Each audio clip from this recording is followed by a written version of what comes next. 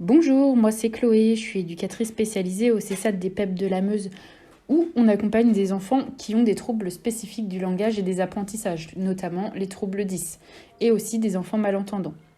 Donc les professionnels d'un CESAD, ils peuvent intervenir sur les milieux de vie de l'enfant, c'est-à-dire que ça peut être à l'école, à la maison ou lors des activités extrascolaires comme les activités sportives si besoin. Moi en tant qu'éducatrice spécialisée, j'interviens surtout au domicile des enfants afin de travailler leur autonomie et d'apporter aussi un soutien éducatif aux parents si besoin.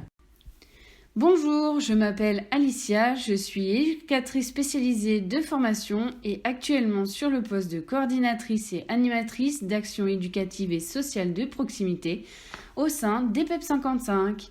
Je suis en charge du Ludopep, qui est un lieu qui accueille ou qui permet d'aller à la rencontre de différents publics, à qui l'on propose des séances de jeu pour diverses raisons, pour s'amuser, stimuler la mémoire, développer l'éveil de l'enfant, la motricité, la parentalité, rompre l'isolement, etc. Le Ludopep peut aussi se déplacer dans les établissements spécialisés tels que en EHPAD, en crèche, en centre de loisirs, etc. Mais aussi à domicile afin de permettre aux familles de fêter l'anniversaire de leurs enfants sans écran. On a appelé ce service le Ludo Birthday.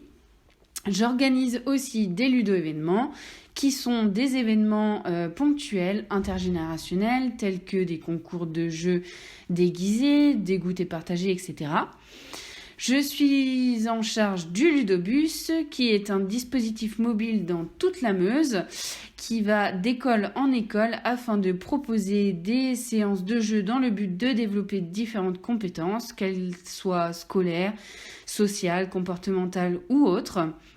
Et pour finir, je co-crée et anime aussi des ateliers numériques ainsi que des ateliers de prévention sur la gestion des écrans auprès des jeunes et de leurs familles.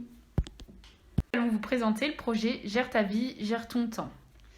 Nous avons observé au sein de nos différents services et lors de nos accompagnements que les jeunes ont une mauvaise gestion des écrans, ce qui impulse pour la plupart des conséquences comportementales, sociales, ainsi que sur les apprentissages.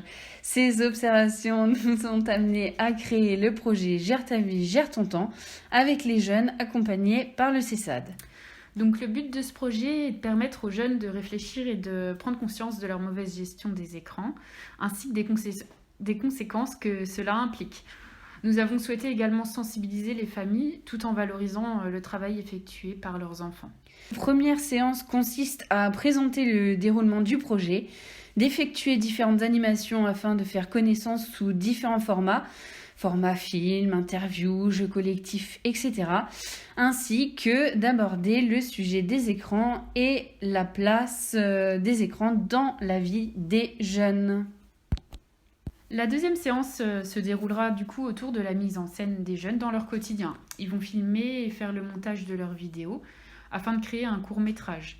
Le travail autour de cette mise en scène, elle permettra aux enfants de se confronter et surtout de réfléchir à l'usage qu'ils font des écrans. Lors de la troisième séance, nous avons souhaité inviter les familles à visionner la création numérique du groupe. Un débat sera ensuite impulsé et suivi d'un moment de partage autour du jeu. Donc pour clore le projet, on a fabriqué des boîtes à idées à destination des jeunes.